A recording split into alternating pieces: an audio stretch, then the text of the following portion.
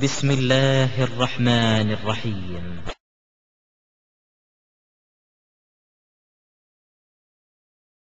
ரசூல் ஸல்லல்லாஹு அலைஹி வஸல்லம் ஆகட்டும், நபிமார்கள் ஆகட்டும், அவங்க இறைவன் செய்கிற வேலையை அவங்க செய்வாங்க என்கிறது கிடையாதுன்னு விளங்கி கொண்டோம். குழந்தையை கொடுப்பது, ரிசுக்கை தருவது, நோயை தீர்ப்பது, இதுகளை எல்லாம் எந்த மகானும் செய்ய முடியாது. அல்லாஹ் மனிதருக்குன்னு சிலதை கொடுத்திருக்கிறான். எல்லா மனிதனும் செய்யற மாதிரி வேலையை அவங்களும் செய்வார்கள். இப்ப எனக்கு கொஞ்சம் காசு அல்லாஹ் அதிகமா கொடுத்தான்னு வைங்களேன், நான் ஒரு ஆளுக்கு உதவி செய்யலாம். இந்த சக்தி அல்லாஹ் நம்ம கொடுத்து வச்சிருக்கான். உங்கள்ட்ட அல்லாஹ் அதிகமா கொடுத்தா நீங்க எனக்கு என்ன செய்யலாம்? உதவி செய்யலாம். உங்களுக்கு மருத்துவத்தை எல்லாம் கற்று தந்திருந்தா நீங்க என்ன செய்யலாம்? நோயாளிக்கு சிகிச்சை பண்ணலாம்.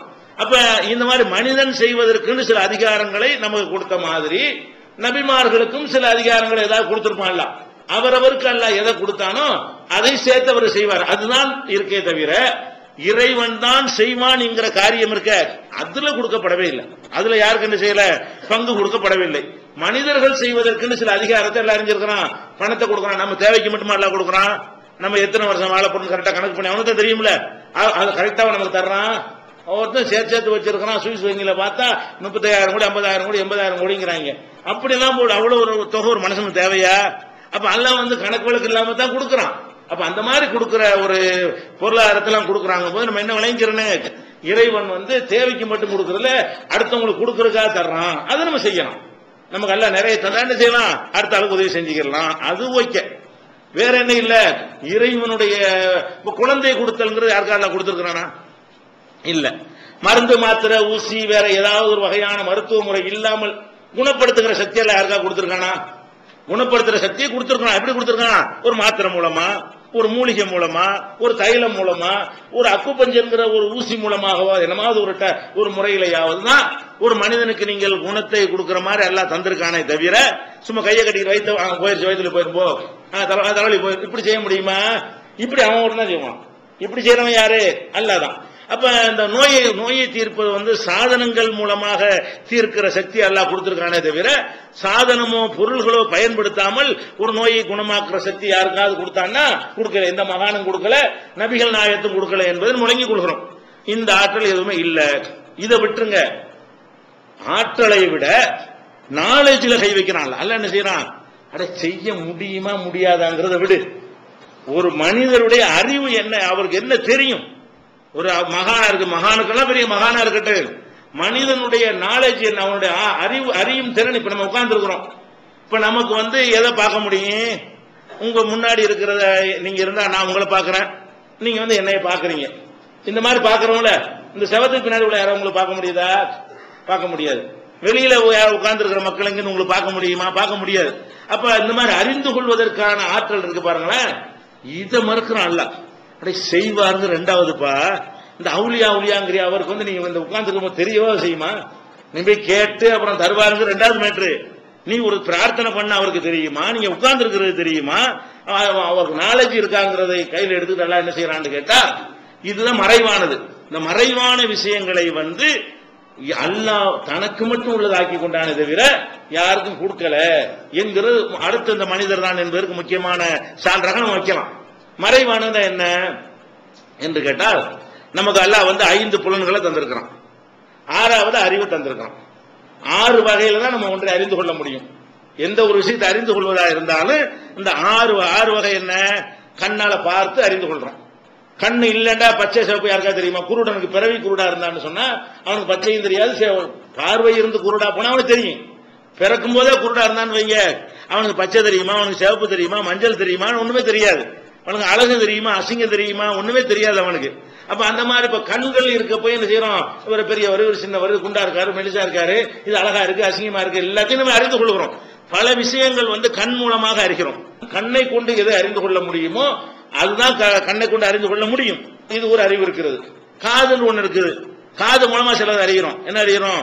இந்த பேசுறோம், இவர் திட்டுறாரு, நல்லா சொல்றாரு, இவர் உளர்றாரு, அப்படிங்கிறதெல்லாம் என்ன செய்யறோம்? அந்த சத்தங்களை வச்சு நம்ம அறிந்து கொள்கிறோம்.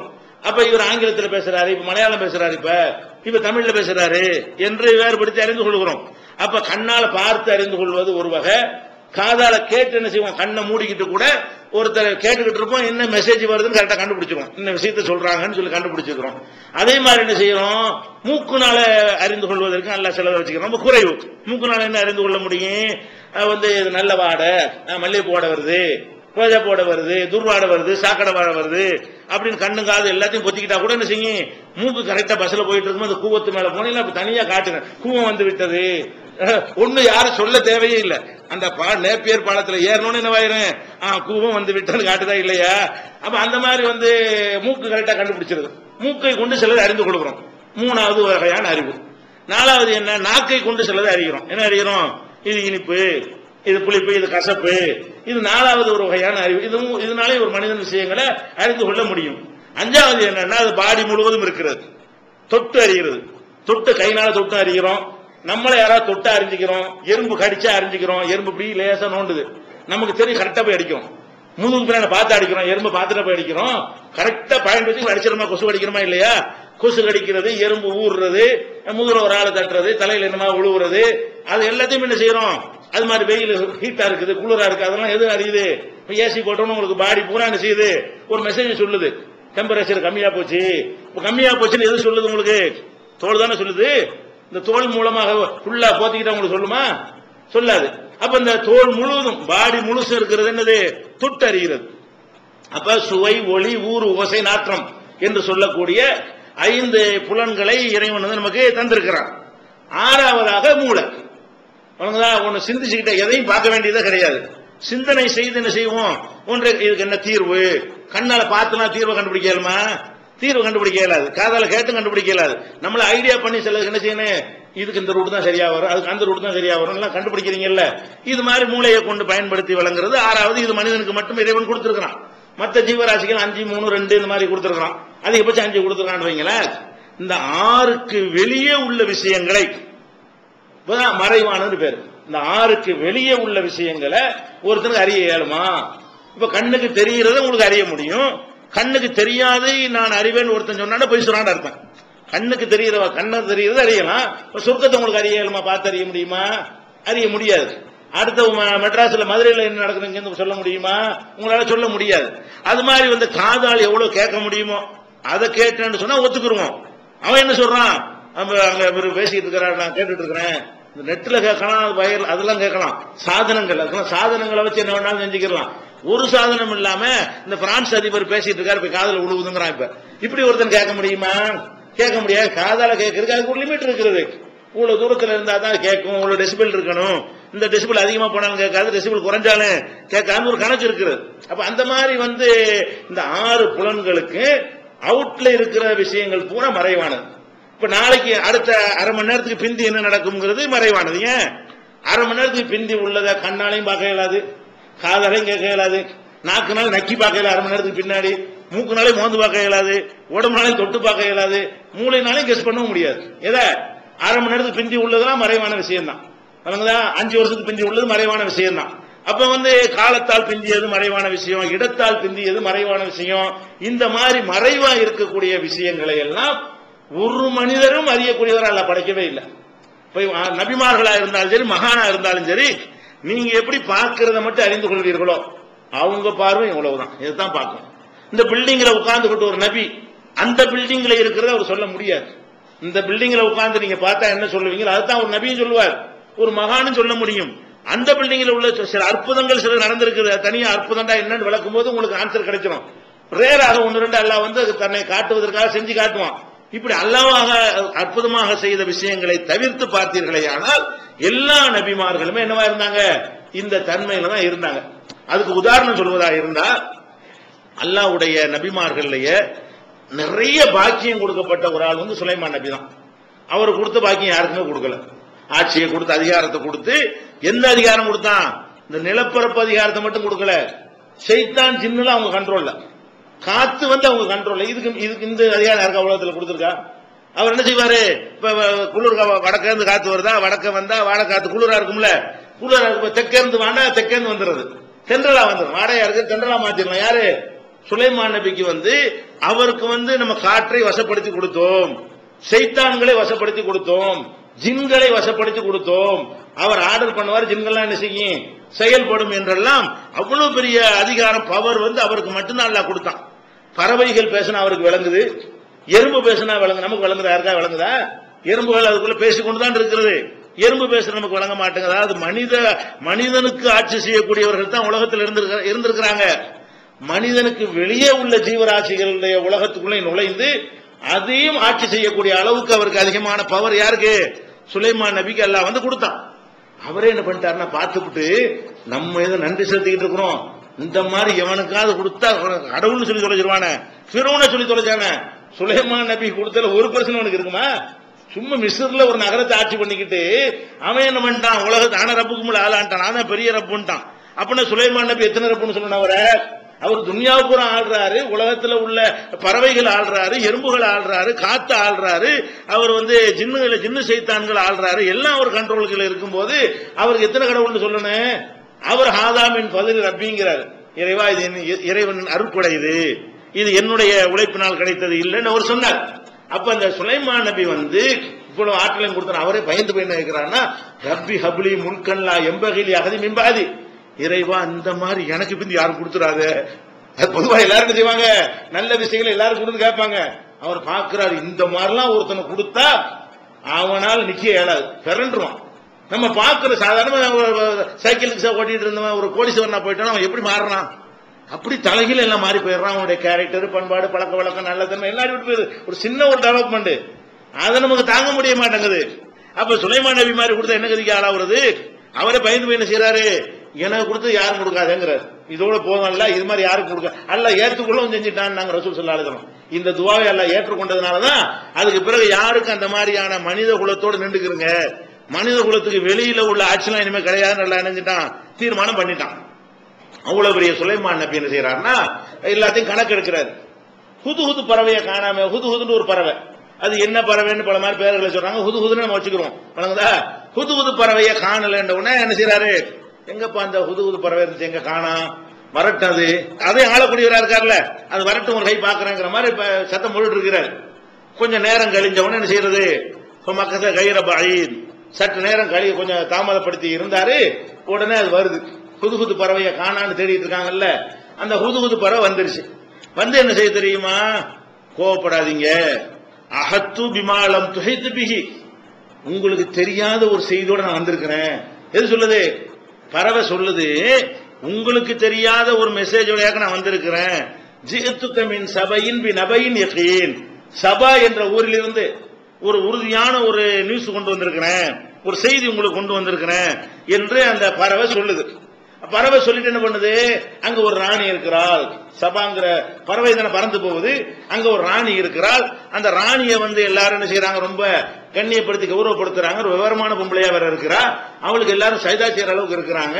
அப்படின்னு அந்த ராணியுடைய அரச அவையில என்ன நடந்ததோ அந்த செய்தியெல்லாம் வந்து அந்த பறவை அவருக்கு சொல்லுது. உலகத்தை அவர் அப்பதான் நினைக்கிறாரு, உலகத்தை ஆடுறோம், எல்லாம் நமக்கு தெரிஞ்சிருக்குது, இந்த பக்கத்துல ஒரு ராணி இருக்கிற நமக்கு தெரியல, அவ என்னென்ன செஞ்சிட்டு இருக்கா நமக்கு தெரியல. அப்புறம் அரசெல்லாம் தூக்கிட்டு சொல்லுவாரு, முதல்ல அந்த சிம்மாசனத்தை தூக்கிட்டு வா, பண்ணோன்னு சின்ன கொண்டாந்து வச்சிருந்து இருக்குல்ல. இப்ப நம்ம என்ன பாக்குறோம், இப்ப சுலைமான் நபி இருக்கிறாங்க, இவ்வளவு சக்தி, இவ்வளவு பவர், ஆற்றல் எல்லாம் கொடுத்துட்டான்.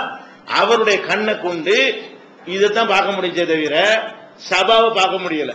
அந்த பறவையை என்ன சொல்றது தெரியுமா, அஹத்து பிமாலம் துஹைத்து பிஹி, உனக்கு தெரியாத ஒரு செய்தி நான் வந்திருக்கிறேன். அதுக்கே தெரியுது, பறவைக்கு இருக்கிற அறிவு கூட உங்களுக்கு வேணாமாப்பா. இந்த தர்கா வழிபடுறவனுக்கு பறவை தெரிஞ்சு வச்சிருக்கிறது, மனிதனுடைய அறிவு எவ்வளவுதான். இப்ப சுலைமான் நபிக்கு எவ்வளவுதான் அல்லாஹ் சில அதிகாரங்களை கொடுத்தான்னு அவர் இதைத்தான் பார்ப்பாரு தவிர இந்த இடத்துல உட்கார்ந்துகிட்டு அவர் சபாவை பார்க்க முடியாது, அந்த ராணியை பார்க்க முடியாது, அங்க என்ன நடக்குதுங்கிறத கண்டுபிடிக்க இயலாது. நம்மள மாதிரி ஒரு ஆள் போய் பார்த்துட்டு வந்ததான் சொல்ல முடியும். பறவைக்கு ஏன் தெரிஞ்சு, அது பறந்து போச்சு, இவருக்கு ஏன் தெரியல, இவர் இங்க இருக்கிறாரு. அப்ப இப்படித்தானே அல்லாஹ் படைச்சிருக்கிறான். சுலைமான் நபிக்கு இது கிளாஸ் நடத்துது. இது எதுக்கு எல்லாம் சொல்றான், இது 27வது சூறாவுல இது ருசிகரமான சம்பவமா இது வருது. 27வது சூறாவுல 22வது வசனம், கொஞ்சம் முன்ன ஒரு 4 வசனம் பின்ன 4 வசனம் சேர்த்து படிச்சீங்கன்னா இந்த சம்பவங்கள் உங்களுக்கு முழுமையா விளங்கும். அந்த ராணியுடைய மேட்டர் எல்லாமே அது டாபிக் அல்ல. இப்ப மறைவான விஷயம் வந்து இவ்வளவு பவர்ஃபுல்லான ஒரு அதிகாரம் கொடுக்கப்பட்ட சுலைமான் நபிக்கு இருந்துச்சா, அவர் சொல்வதை ஜின்கள் கேட்டன, சைத்தான்கள் கேட்டன, அது வேற விஷயம். ஆனா அவருக்கு என்ன தெரிஞ்சது, கண்ணு கொண்டு அவருக்கு என்ன பார்க்க முடிந்தது, காதை கொண்டு என்ன கேட்க முடிந்தது, இவ்வளவுதான் கேட்க முடிந்தது. எதை எல்லாரும் கேட்க முடியுமோ அதை அவர் கேட்க முடிந்தது, எதை எல்லாரும் பார்க்க முடியுமோ அதை பார்க்க முடிந்தது. அப்ப இந்த அறிவு நாலேஜ் கூட இறைவனுக்கு எல்லாம் கேட்குமே, எல்லாத்தையும் இங்க நான் பேசுற கேட்டுட்டு இருக்கானே இல்ல இறைவன். உலகத்தில் எத்தனை நேரத்தில் இந்த மாதிரி உரை நிகழ்த்திட்டு இருப்பாங்க, அவ்வளவு அல்லாஹ் கேட்டுட்டு இருக்கிறது. அந்த மாதிரியான கேட்கக்கூடிய தன்மை அவருக்கு இருந்துச்சா, ஒரு அந்த பறவை பாடம் சொல்லி கொடுக்கிற மாதிரி என்ன செய்யறது, நம்ம 27வது சூறாவுல 22வது வசனத்தில் பார்க்கிறோம். ஒரு மனுஷனுடைய மறைவானதை இன்னொரு மனுஷனுக்கு அறிய முடியுமா என்றால் முடியாது. நபிமார்களுடைய நிலைமையும் நபிகள் நாயகம் ஸல்லல்லாஹு அலைஹி வஸல்லம் நிலைமையும் இதே மாதிரி தான் இருந்தது என்பதற்கு திருக்குர்ஆன் பல சான்றுகளை நமக்கு முன்வைக்கிறது. இப்ராஹிம் அலைஹிஸ்ஸலாத்து வஸலாம் அவங்கள குழந்தை பிறக்கிற நற்செய்தி சொல்வதற்காக அல்லாஹ் மலக்குகளை அனுப்புனான் என்ற செய்தி நம்ம முன்னாடி சொல்லி இருக்கிறோம். குழந்தை பிறக்க போகுது என்ற ஒரு செய்தியை அல்லாஹ் சொல்லி அனுப்புறான். அவங்க கூட ஆச்சரியப்பட்டு, நான் முதிய ஒரு வயது உள்ளவனா இருக்கிறேன், எனக்கு எப்படி குழந்தை பிறக்கும் கேட்டதாகவெல்லாம் அந்த சான்றுகளை முன்னாடி சொல்லி இருக்கிறோம். அதுல இன்னொரு சம்பவம் இருக்கு. என்ன சம்பவம் என்று சொன்னால், மலக்குகள் இப்ராஹிம் நபியை பார்த்து நற்செய்தி சொல்வதற்காக தான் வந்திருக்கிறாங்க. மலக்குகள் மனித வடிவத்தில் வர்றாங்க. மனித வடிவத்தில் வந்த உடனே இப்ராஹிம் அலைஹிஸ்ஸலாம் என்ன செய்யறாங்கன்னு கேட்டா, ஒரு மனிதர் வந்தா விருந்து கொடுக்கணும் இல்லையா, விருந்து உபசரிப்புல இப்ராஹிம் நபி அவர்கள் யாரா இருந்தாலும் சிறந்த முறையில் விருந்தளிக்கக்கூடியவர்களா இருந்தார்கள். உடனே ஒரு வெளியூர்ல இருந்து சில ஆட்கள் வந்துட்டாங்களே என்று அவசர அவசரமா என்ன செய்யறாருன்னு கேட்டா, ஒரு காளை கன்ற அன்னைக்கு அறுத்து அதை நல்லா பொரிச்சு அதை கொண்டாந்து என்ன செய்யறாரு, உள்ள வச்சு அவங்களுக்கு முன்னாடி வச்சு சாப்பிடுங்கிறாரு. அப்ப மலக்குகள் வந்திருக்கிறாங்க, மனிதர்களுடைய தோற்றத்தில் வந்திருக்கிறாங்க, இன்னும் நற்செய்தி சொல்லல. இங்க உங்களுக்கு நற்செய்தி சொல்லிட்டு லூத் நபி சமுதாயத்தை அழிக்கிறதுக்காக அவங்க போகணும். அவங்க மனித வடிவத்தில் வந்த உடனே இவ்வளவு வேலையும் நடக்குது. இதுக்கு எவ்வளவு நேரம் எடுக்கும்? ஒரு மாட்டை அறுத்து அதை உரிச்சு அதை துண்டு போட்டு அதை பொரிச்சு அதை சமைச்சு கொண்டாந்து கொடுக்கறதா இருந்தா ஒரு 3-4 மணி நேரம் தேவைப்படும்ல. அவங்க வந்ததுல இருந்து இவ்வளவு வேலையும் செஞ்சு அங்க கொண்டாந்து என்ன செய்யறாரு, சாப்பாடை கொண்டாந்து வைக்கிறாரு. அல்லாஹ் குர்ஆன்ல சொல்லி காட்டுறான், உலக ஜாஅத்து ருசுலனா இப்ராஹிம பில் புஷ்ரா, நம்முடைய தூதர்கள் வானவர்கள் இப்ராஹிமுக்கு நற்செய்தி சொல்வதற்காக காலு சலாமா, சலாம் என்று சொன்னார்கள். கால சலாம், அவரு சலாம் என்று திருப்பி சொன்னார். ஃபமா லபிஸ அன்ஜா பிஜ்லின் ஹனீர், உடனே நல்லா பொரிச்ச காளை கன்று இறைச்சியை கொண்டு அவர் வைக்கிறார். வச்ச உடனே ஃபலம்மாரா ஐதீஹிம் லா தஸிலு இலைஹி, ஒரு கையை நீட்ட மாட்டேங்கிறாங்க. சாப்பாடு சாப்பிடணுமா இல்லையா? அப்ப அந்த கரியின் பக்கம் அவங்களுடைய மலக்குகள் தான் வந்திருக்கிறாங்க, அவங்களுடைய கை அதன் பக்கம் நீட்டவே இல்லை. அப்ப என்னடா இது, நம்ம இவ்வளவு விருந்து கொண்டா வச்சிருக்கிறோம், நம்ம சப்பு கொட்டி ஒருத்தனை சாப்பிடுவான், இந்த ஆளுக்கு அதை பக்கத்து பேசாம உட்கார்ந்துட்டு இருக்கிறாங்களே என்று விட்டு டவுட் வருது. அப்ப அவங்க என்ன செய்யறாங்கன்னு கேட்டா, பயப்படாதீங்க, நாங்க மலக்குகள் தான் உங்களுக்கு நற்செய்தி சொல்வதற்காக வேண்டியும் லூத் நபி சமுதாயத்தை அழிக்கிறதுக்காக வேண்டியும் ஒரு டியூட்டியோட நாங்க வந்திருக்கிறோம், இதுக்காக தான் உங்களை பார்க்க சாப்பிடறதுக்கு வரல அப்படிங்கிறாங்க. மலக்குகள் இதெல்லாம் சாப்பிடவும் மாட்டாங்க. மலக்குகள் மனித வடிவத்தில் வந்தாலும் இந்த உலகத்தினுடைய உணவுகள்லாம் அவங்களுக்கு என்ன இல்லை, அவங்களுக்கு கிடையாது. அப்ப இதுல என்ன நம்ம பார்க்க வேண்டியிருக்குன்னா, வானவர்கள் மலக்குகள் சொன்னாலேயே நமக்கு தெரியாது. இங்கெல்லாம் இவ்வளவு மலக்குகள் இருக்கிறாங்க, நம்மளுடைய மலக்குகள் இருக்கிறாங்க, நம்ம இருக்கிற சபையில மலக்குகள்லாம் இருக்கிறாங்க, நம்ம யாரும் மலக்குகளை பார்க்க முடியாது. ஆனா நபிமார்களுக்கு தெரியும், மலக்குகள் வந்துட்டாங்கன்னு சொன்னா இந்த மலக்கு வர்றாங்க என்ற விஷயங்கள் எல்லாம் நபிமார்களுக்கு தெரியும். குறிப்பா மனித வடிவத்தில் வந்தால் கூட நபிமார்களுக்கு தெரிஞ்சிடணும். அப்ப இவங்களுக்கு நற்செய்தி சொல்ல வந்திருக்கிறது, மலக்கு மனித வடிவம் எடுத்து வந்திருக்கிறாங்கிற ஒரு விஷயம் இப்ராஹிம் நபிக்கு தெரிஞ்சா. மலக்குகள் வர்றாங்க, உட்கார்றாங்க, சாப்பாடு சமைச்சு வைக்கிற வரைக்கும் பார்த்துட்டு இருக்கிறாங்க, மனிதர்கள் என்றுதான் இப்ராஹிம் நபி நினைக்கிறார்கள். அப்ப ஏன் இது தெரியல? மனிதனுக்கு உள்ள அறிவை கொண்டு என்ன விளங்க முடியுமோ அதைத்தான் அவர் விளங்கினார். நம்ம முன்னாடி ஒரு மனித தோற்றத்தில் ஒருத்தர் வந்தா மனிதரா இல்லாட்ட கூட நம்ம என்ன நினைப்போம், மனிதர் நினைப்போம், வேற விதமா நினைக்க மாட்டோம். அப்ப அந்த மாதிரி தான் அவர் ஒரு மனிதர்கள் என்று விருந்தாளிகள் என்று அவர் நினைத்தாரே தவிர அவங்க இறைவனால் அனுப்பப்பட்ட மலக்குகள் என்று அவங்களுக்கு தெரியல. அப்ப மறைவான விஷயங்கள், கண்ணுக்கு காதுக்கு தெரியாத மேட்டர்கள் இருக்குல்ல, அவங்க மலக்கா மனிதரா என்பது 5 புலன்ல வராது. அது முன்னாடியே அந்த நாலேஜ் தெரிஞ்சிருந்தா அல்ல அறிவிச்சு கொடுத்தா தெரிய முடியும். சிந்திச்சு பார்த்தேன் இது மலக்கா மனிதனான்னு என்ன செய்ய முடியாது, கண்டுபிடிக்க இயலாது. அப்ப அல்லாவே அந்த மாதிரி ஒரு தோட்டத்தில் அனுப்பி இருக்கும் பொழுது எந்த டெஸ்ட் வச்சு பார்த்தாலும் மனிதங்கிற ரிப்போர்ட் தான் வரும், இந்த காலத்துல வந்தா கூட. ஆனா அந்த மாதிரி இப்ராஹிம் நபி அவர்கள் இந்த மாதிரி ஏமாந்து இருக்கிறாங்க என்று 11வது சூறாவுல 70வது வசனத்தில் அல்லாஹ் சொல்லி காட்டுகிறான். இதே செய்தியை 51வது அத்தியாயத்துல 28வது வசனத்தில் சொல்லுகிறான். அப்ப நான் இப்ராஹிம் நபி அவர்களுக்கு ஒரு மலக்குகள் தன்னை பார்க்க வந்திருக்கிறாங்க. அவங்க மலக்குன்னு தெரியாம போனது ஏன் தெரியாம போனது? அல்லாஹ் அந்த மாதிரி நாலேஜ் கொடுக்கவில்லை. எது கண்ணுக்காக கொண்டு நம்ம பார்த்து அறிகிறோமோ அதைத்தான் நபிமார்களும் அறியக்கூடியவர்களா இருந்தார்களே தவிர வேற ஞானக்கண்ணு ஒன்று தனியா இருக்கிறது, அவங்க பெடலில் உள்ளதையும் பார்ப்பாங்க, இந்த மாதிரிலாம் கதை விட்டுட்டு இருக்கிறாங்க. ஒரு கண்ணு கிடையாது, இருக்கிற அந்த 2 கண்ணு தான் எல்லாத்துக்கும் இருக்கே தவிர அதுக்கு மேற்கொண்ட கண்ணெல்லாம் கிடையாது. ஊடுருவிலாம் பார்க்கலாம் முடியாது. அது மாதிரி இதை விளங்கி கொள்கிறோம். அதுக்கப்புறம் இப்ராஹிம் நபிக்கு நற்செய்தியை சொல்லிட்டு அங்க போறாங்க. எங்க போறாங்க? லூத் நபி சமுதாயத்தை அழிக்கிறதுக்கு போகும்பொழுது அழிக்கிறான்னு என்ன செய்யணும்? நல்லவங்களை வெளியேற்றணும்ல, அழிச்சிட மாட்டாங்க. லூத் நபி போய் சந்திச்சு இவங்களை கதையை முடிக்க போறோம், நீங்க ஊரை விட்டு வெளியேறுங்கன்னு சொல்லுவதற்கு போறாங்க. போனா அவருக்கும் தெரியல மலக்குண்டு. இப்ராஹிம் நபியை பார்க்க போகும்போது அவங்களும் மனுஷன் தான் நினைக்கிறாங்க. லூத் நபி கிட்ட போனாங்கன்னு சொன்னா கால இன்னக்கும் கௌமுன் முன்கரும். லூத் நபி அவர்களை பார்க்க இந்த மலக்குமார்கள் எல்லாம் போன பொழுது அவர் என்ன செய்யறாரு? வெளியூர் ஆளுக்க மாதிரி தெரியுது, இது வரைக்கும் பார்க்காத ஆட்களா இருக்கிறீங்களேங்கிறார். வாங்க மலக்கு இதுதானே வந்திருக்கீங்கன்னு கேட்க வேண்டியதானே? 2 மலக்கு 2 சந்தர்ப்பத்தில் என்ன நடந்திருக்குன்னு இப்ராஹிம் நபி அவர்களுக்கு லூத் நபிக்கு மறைவானது தெரிஞ்சா வாங்க வாங்க இதுதானே வந்திருக்கிறீங்க, எனக்கு ஒரு குழந்தை பெறக்கூடிய நற்செய்தி சொல்ல தானே வந்திருக்கிறீங்க, இதை முடிச்சுட்டு அங்கதானே போக போறீங்க அப்படின்னு இப்ராஹிம் நபி சொல்லியிருக்கணுமா இல்லையா? லூத் நபியும் சொல்லியிருக்கணுமா இல்லையா? அவங்க என்ன செய்யறாங்க?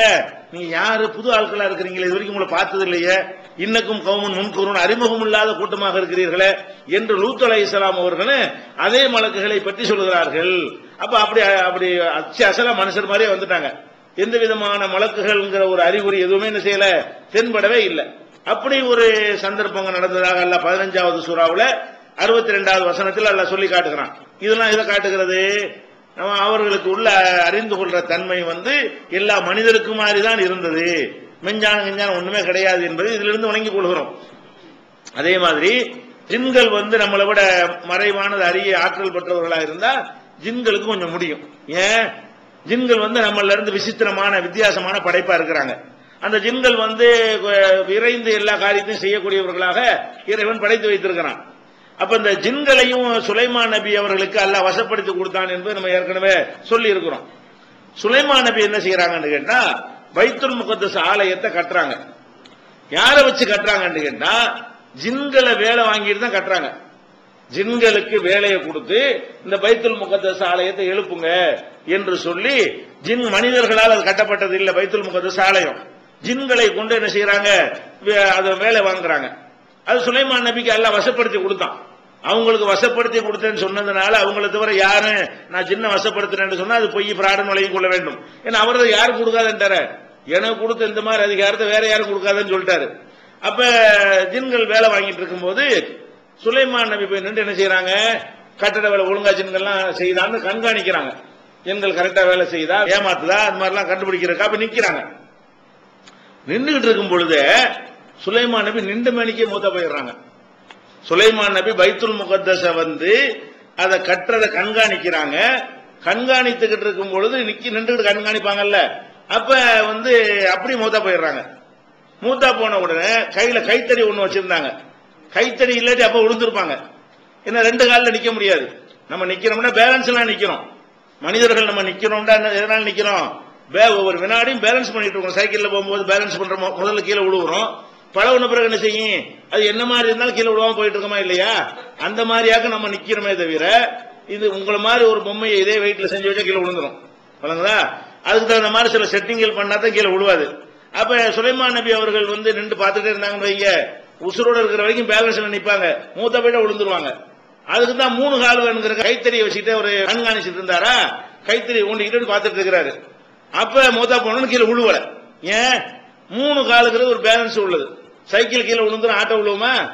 விழுவாதானே? சைக்கிள் ஸ்டாண்டு போட்டு 3வது கால் வச்சா தான் நிக்க விழுவாம இருக்குமே தவிர ஆட்டோ பெறலாதீங்க. 3 4 இருக்கணும். பெறலாம இருக்கிறதா இருந்தா அதுதான் 3 காலி 4 காலின்னு வைக்கிறான். 2 காலின்னு ஏதாவது இருக்குதா? இல்ல 2 காலில் வச்சா விழுந்துருமே. 2 காலில் ஒரு சேர் செய்ய முடியாது. 3 கால் இருக்கணும், இல்லாட்டி என்ன செய்யணும்? 4 காலாச்சும் இருக்கணும். அப்ப அந்த மாதிரியான ஒரு அடிப்படையில் இவர் நிக்கிறாரா? நின்றவன மூத்தா போனவர் தெரியல ஜின்களுக்கு. அது வாட்டுக்கு வேலை செஞ்சுட்டே பார்த்துட்டு இருக்காரு. ஒரு சுலைமான் நபி நிக்கிறாரு சொல்லி வேலை நடந்துகிட்டே இருக்குது. அந்த வேலை முடிகிற வரைக்கும் அல்லாஹ் வந்து அவர் மௌத்தை காட்டி கொடுக்காம அந்த வேலை முடியும் போது என்ன பண்றான்டா கரையான் அனுப்பி கரையான் வந்து அந்த கைத்தடியை அரிக்குது. கரையான் கைத்தடியை கொஞ்சம் அரிச்சவன கொஞ்சம் கொஞ்சமா கைத்தடியால சாய ஆரம்பிச்சிருவாரு, பேலன்ஸ் கிடைக்காது. அப்புறம் பொத்துன்னு கீழே விழுந்துட்டாரு. கீழே விழுந்தவனை தான் ஜின்களுக்கு தெரியுது, ஆகா இது செத்து போன ஆளுக்கு பயந்துகிட்டு நம்ம வேலையை பார்த்துட்டு இருக்கிறோம், அவர் என்னைக்கு போயிட்டாரு. இது எல்லாம் சொல்லி காட்டுறான். மேட்டர் தான் கவனிக்கிறேன். பலம்மா கலைனா அலைகில் மௌத்த, சுலைமான் நபிக்கு வந்து மரணத்தை நாம் விதித்த பொழுது மா தல்லகும் அலா மௌத்திஹி இல்லா தாபத்துல் அர்லி, அந்த கரையான்கள் தான் அவருடைய மரணத்தை வந்து ஜின்களுக்கு சொல்லி கொடுத்து விட்டன.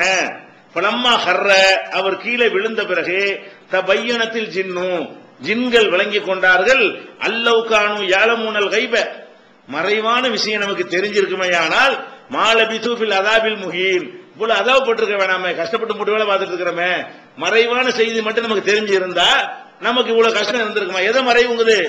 முன்னாடி அவர் நிக்கிறாரு, அவர் உசுரோட இருக்காரா மௌத்தா போயிட்டாங்க தெரியல ஜின்களுக்கு. பெரிய பெரிய விஷயங்கள்லாம் செய்யக்கூடிய ஜின்களுக்கு அவங்க கண்ணுக்கு முன்னாடி சுலைமான் நபி நிக்கிறாரு, இப்படி பார்த்துக்கிட்டே நிக்கிறாரா, அவர் வந்து உசுரோட இருக்கிறாரா மௌத்தா போயிட்டாரா, இது மறைவான விஷயம். இதை வந்து நமக்கு தெரியாம போயிடுச்சு. இவ்வளவு சக்தி இருந்த நமக்கு கூட மறைவான விஷயங்கள் விளங்கவில்லையே என்று ஜின்களுக்கு அப்பதான் விளங்குனது. மறைவான விஷயம் மட்டும் நமக்கு தெரிஞ்சு இருந்தா எப்ப செத்தார் அப்ப ஓடி போயிருப்போமே, இந்த வேலையை விட்டுட்டு என்ன செய்வோம், நம்ம வாட்டுக்கு தப்பிச்சோன்னு போயிருப்போம். இவருடைய கண்ட்ரோல் எல்லாம் கொடுத்ததுனால நம்ம இவரை மீற முடியாம நிக்கிறோம். ஏன் நிக்கிறோம்? சுலைமான் பார்த்துட்டு இருக்காரு, நம்மளை கண்காணிச்சிட்டு இருக்கிறாரு, அவர் திட்டுவாரு, அவர் தண்டிப்பாருங்கிற பயந்து கொண்டுதான் எல்லாம் செஞ்சோன்னு ஜின்கள் பேசிக் கொண்டதாக அல்லாஹ் வந்து 34வது சூறாவுல 14வது வசனத்தில் எல்லாம் சொல்லி காட்டுகிறான். அதே மாதிரி மலக்குகள் வந்து ஆதம் அலைஹிஸ்ஸலாத்தை படிக்க உங்களுக்கு தெரிஞ்ச சம்பவம் தான். ஆட்சேபனை பண்றாங்க, மறைவான விஷயங்கள்லாம் தெரியும்னா கண்டிப்பா மலக்குக்கு தான் தெரியணும். முதல்ல நபிமார்களை விட்டுருங்க, மறைவான செய்திகள் தெரிகிறதா இருந்தா யாருக்கு தெரியணும்? மலக்குமார்களுக்கு கண்டிப்பா தெரியணும். மலக்குமாருக்கு தெரியுமா? ஆதம் அலைஹிஸ்ஸலாம் படைக்கும் போது வேணாங்கிறாங்க. அல்லாஹ் படைச்சு கிடைச்சு காட்டி அவருடைய திறமையெல்லாம் எடுத்து காட்டினவுடனே, இறைவா நீ கற்றுக் கொடுத்தா எங்களுக்கு தெரியும், மறைவான விஷயம் எங்களுக்கு எப்படி தெரியும்? நீ தான் வந்து இன்னி ஆளும கைப சமாவாத்தி உள்ளர்லி, வானங்களிலும் பூமியிலும் உள்ள மறைவானது எனக்கு தான் தெரியும் நான் உங்களுக்கு சொல்லவில்லையா? நான் படைச்சா கரெக்டா தான் படைப்பேன்னு தெரியவில்லையா என்று அல்லாஹ் கேட்கிறான். அப்ப மலக்குமார்களுக்கு இந்த ஆதம் அலைஹிஸ்ஸலாம் இவ்வளவு ஜீனியஸா இருப்பாரு, பரீட்சையில ஜெயிப்பாரு, நம்மளெல்லாம் மிஞ்சிருவாரு என்று அவங்களுக்கு தெரியவில்லை, மறுக்கிறாங்க. மலக்குக்கு மறைவானது தெரியாது, ஜின்னுக்கு தெரியாது, நபிமார்களுக்கு தெரியாது, யாருக்குமே தெரியாது என்று அல்லாஹ் என்ன செய்யறான்? அதை வந்து பல சம்பவங்கள் வழியாக சொல்லி காட்டுகிறான். இதெல்லாம் வந்து மறைவான செய்திகள் தெரியாது என்பது மற்ற நபிமார்கள் சம்பந்தப்பட்ட விஷயம். அல்லாஹ்